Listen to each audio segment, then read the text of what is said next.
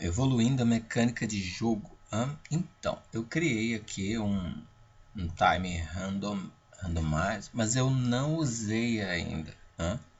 Porque já prevendo o que virá em seguida. Aqui eu criei um time char equal, e criei um time char diferente. Por que eu fiz isso? Eu modifiquei aqui no código. Eu joguei todo o código que fica, então, aqui faz a verificação, Então, se a carta, cadê aqui? Se as cartas forem diferentes, certo? Então, note que olha a quantidade de código que ficou, Praticamente nada comparado ao que existia antes, E o que acontece? Ele envia um comando ativando aquele timer lá. Isso evita eu ficar repetindo o código para cada carta. Esse é o primeiro benefício. O segundo benefício é que lá eu posso definir, então nesse time aqui, cadê? Time char diferente, posso definir aqui a quantidade de tempo aqui no caso é meio segundo. Olha só que maravilha, por cada ciclo. Então lá dentro do char diferente eu tenho as mesmas rotinas, só que eu tive que criar um game timer. Para quê? Para que eu controlasse a quantidade de ciclos. Então quantos segundos essa carta vai ficar em exibição. Então se é 3 vezes meio segundo, vai ficar 1,5 segundo em exibição. Ele vai passar aqui 3 vezes, aliás, uma vez apenas, porque ele só vai entrar aqui dentro do if se for igual a 3, então ele vai somar isso aqui 1, depois de meio segundo ele soma aqui 2, quando for 3, ele verifica as linhas que tem que devolver as cartas e ao final ele zera o game timer e desabilita o timer para ele não ficar fazendo novos ciclos. E aí ele volta para o aplicativo. Deu certo isso, deu muito bem, porque o aplicativo não trava.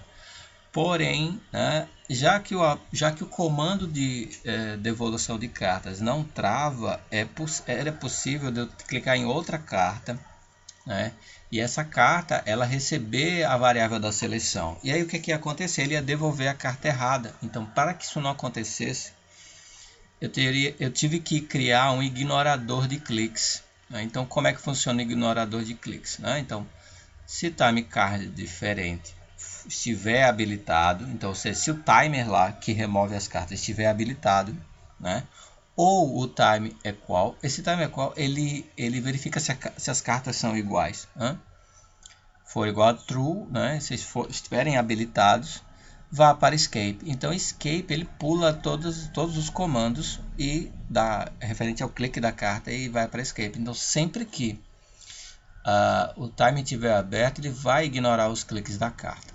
Mas e como ficou isso daqui na prática? Vou executar aqui. E vocês vão ver que existe um problema em usar uma randomização automática no início do... como é que eu vou dizer? Imediata, assim que você aperta o botão. Existe um problema nisso. Por quê? Enquanto ele está renderizando aqui, eu vou falando. No mundo real, ou seja, nessa nossa realidade aqui, não existe randomização verdadeira. Então, toda randomização ela é artificial. Então, sempre que eu clicar aqui em iniciar jogo, por a randomização ela está atrelada a uma cadeia de eventos, que existe uma sequência,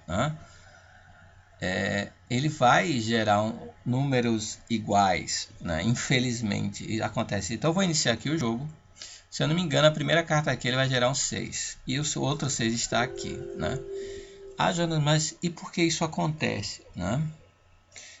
Como eu havia dito, no mundo real não existe randomização verdadeira. E no momento em que você coloca uma randomização dentro de um sistema que existe um tempo exato, então talvez se eu tivesse um processador aqui mais lento, existiria esse comando aqui do clique, ele poderia demorar alguns milissegundos, e gerar números diferentes. Porém, isso não acontece. Então, qual é a solução para esse problema? Então, o que acontece aqui? Assim que eu encontro números iguais, ele imediatamente me libera. Ó, vou tentar aqui, ó, 7, 7, já vou clicar na do meio, ele vai aparecer 1, ó, 7, 1, deixou, tá vendo? Agora, se eu clicar em o 1, obviamente foi o segundo clique, né? O primeiro clique, já que o segundo foi o do 7. Se eu clicar aqui, ele não vai me deixar, eu vou clicar aqui nessa carta do lado do 6, se ela não for 1, ele não vai me deixar clicar na terceira carta, vamos lá. Ó, não deixa até dar os 3 segundos. Né? E por que isso? Porque no jogo da memória você tem que ter o tempo de visualizar a carta. Olha, quando eu cliquei no 1, ele liberou automaticamente para eu clicar na outra. E como é que isso foi feito? Né? Sim, voltando ao problema da randomização. Então, para que isso seja solucionado, então eu tenho que zerar essas variáveis. Né? Então, eu tenho que... Por isso eu criei esse botãozinho aqui. Óbvio que isso não vai estar visível para o usuário. Né? Então, clicar aqui, zerei as variáveis em que determinado tempo. Então, eu vou criar uma função de randomização em que ele vai escolher entre 1 e 3 segundos para gerar, né? ou 10 segundos para gerar uma tabela nova. Então, eu vou criar uma barra de progresso, né? Em que ela vai encher para o usuário não ficar esperando sem acontecer nada. Então, ele vai encher, quer dizer, ele vai gerar esse jogo assim que essa barra encher.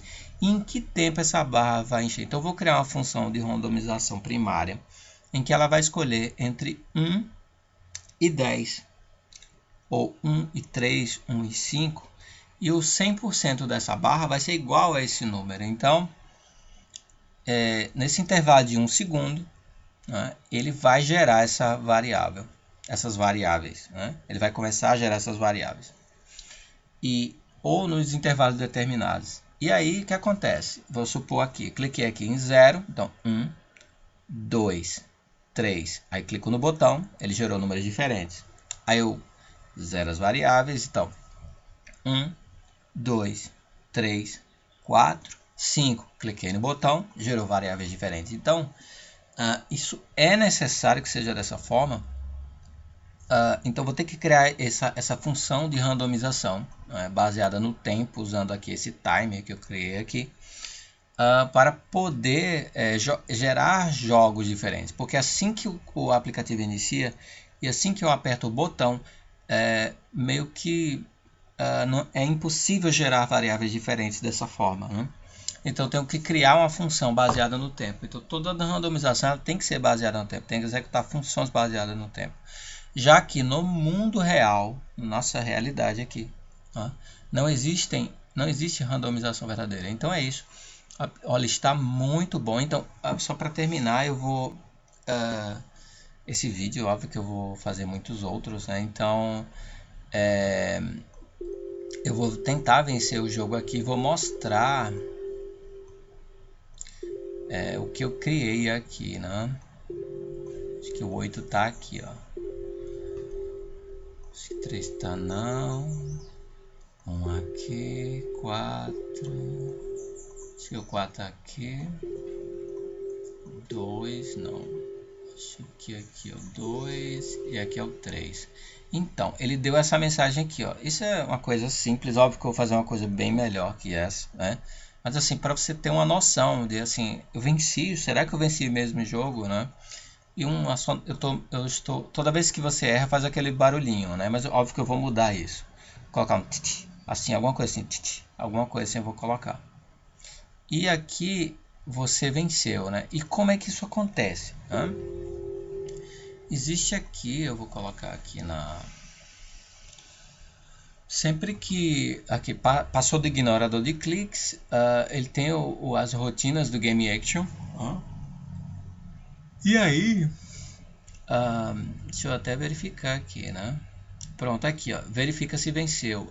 Então, quando você faz a segunda seleção, quando ele faz aqui a comparação da segunda seleção, já para verificar, para ele devolver as cartas, ou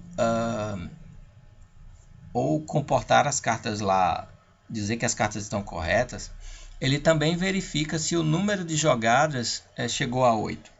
Se são 16 cartas, então 8 equivale a metade das cartas, né? Então, se chegou a 8, ele envia uma mensagem box, você venceu. Então, isso existe em todos os cliques, em todos os botões, em todas as máscaras, né? Para que não passe desapercebido. Só que esse comando aqui de você venceu é meio simples, né? Então agora, a partir de agora, eu vou modificar para deixar esse game mais interativo, com sons diferentes, mensagem de você venceu melhor, né? Aquela questão do iniciar o jogo, para aquela questão do gráfico, de rotina de inicialização e tudo mais. Então é isso, né? Vamos para o próximo vídeo.